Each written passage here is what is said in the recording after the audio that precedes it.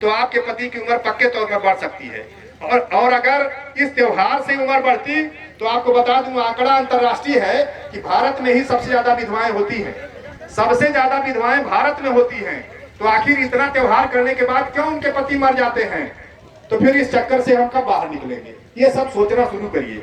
हमको संविधान की प्रस्तावना लगी है और आज संविधान की प्रतियां भी यहाँ है। पता नहीं मुझे कि आप तक आपके घरों में देश संविधान से चलता है, लेकिन जो संविधान पढ़ता है, चालाक आदमी संविधान पढ़ के जज बन गया। और सारे न्यायालय में देखिए तो कुछ खास बिरादरी के लोग इतने ज्यादा जज हैं कि उनसे सीखने लायक है कि उन्होंने संविधान पढ़ा है, तब वो वकील बने, तब आज जज है। और हम क्या पढ़ते हैं? हमारे घर में इतने चालीसा है कि नया नया चालीसा हमारी माता बहनें खोजती रहती है। एक तो फिल्म आई थी 80 के दशक में, संतोषी माता एक तो फिल्म आई थी, उसके बाद औरतों ने देख लिया वो फिल्म। ये फिल्में भी हमको रोज गुलाम बनाने का काम करती हैं। इसके बाद तो हर शहर, हर बाजार, हर जगह संतोषी माता का मंदिर बनने शुरू हो गए। इससे पहले कोई इतिहास नहीं था। इसी तरह से हमारे देवी देवता रातों रात पैदा हो जाते हैं। तमाम कोई पाखंडी आदमी चाहे तो अभी कहे कि मैंने रात में सपना देखा है, इस माता का दर्शन हुआ है, अब इनका मंदिर उनका आदेश से काम बनना चाहिए। सारे लोग लपक के 10-10, 20-20, 100-100, 1000-1000 रुपए चढ़ा देंगे, फिर वो रोज आपका पैसा जुटेगा उसमें। तो यही हाल है। धर्म दूसरी चीज है, इंसानियत दूसरी चीज है। अगर किसी को सचमुच में धर्म से जुड़ना है तो आप प्रतिदिन शाम सुबह आंख बंद करके थोड़ी देर तक ध्यान करिए। ध्यान किसका? किसी देवी देवता मूर्ति का ध्यान मत करिए, केवल अपना ध्यान करिए। अपने मन की वृत्तियों का ध्यान करिए कि हमारे मन में क्या आ रहा है, क्या जा रहा है। आती हुई सांस, जाती हुई सांस, इस पर जो मन टिकाएगा 10 मिनट, वो बच्चे IAS PCS होंगे। उनके ब्रेन के सामने कोई टिक नहीं पाएगा और झूठ पाखंड तो वहां खड़ा नहीं हो सकता। आप अपने मन मस्तिष्क को उर्वर बनाइए, तेज बनाइए, कुशाग्र बनाइए ध्यान से, मेडिटेशन से। इस मेडिटेशन में किसी देवी भगवती भगवान का कोई स्थान नहीं होता, कुछ नहीं, बिल्कुल नहीं। अगर कोई कर रहा है तो समझिए कि वो आधा भटका हुआ है। जिस दिन से उसको छोड़ करके वो केवल अपने मन, अपने वृत्तियों का, अपने मन में कौन विचार आ रहे हैं, जा रहे हैं, उसका साक्षी बनेगा, आती हुई सांस और जाती हुई सांस को देखेगा, वो धर्म की तरफ बढ़ेगा।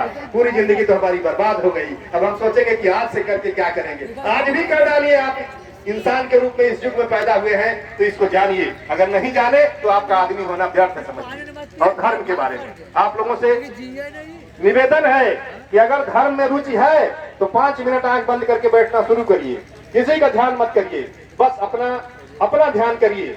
अपने पूरे शरीर के अंगों का ध्यान करिए, फिर मन में आने वाले विचार का ध्यान करिए। सांस आ रही है, जा रही है, उसका ध्यान करिए।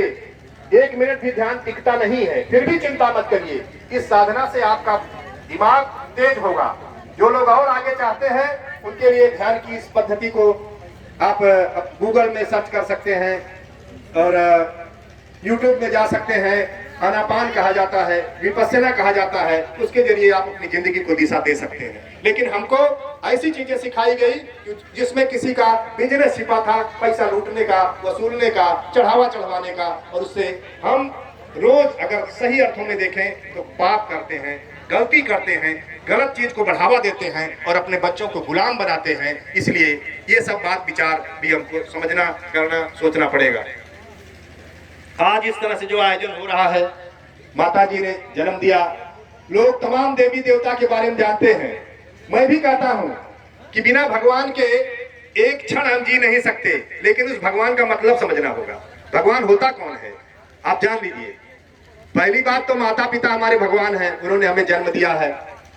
अगर अपने घर में कोई तस्वीर लगी है तो हमारे माता और पिता की तस्वीर होनी चाहिए।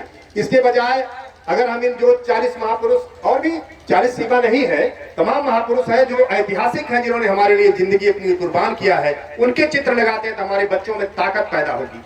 आजकल वो हालत है कि लड़के लड़कियां सल्फास की गोलियां खा करके मर रहे हैं, कोई दिक्कत नहीं है। उनकी समस्या यही है कि उनके सामने कोई समस्या नहीं है, कोई समस्या न होना ही समस्या है। उन्होंने नई समस्या पैदा कर लिया है कि उनका मूड अपसेट है, उनको परेशानी है, तरह तरह की दिक्कतें। वो सल्फा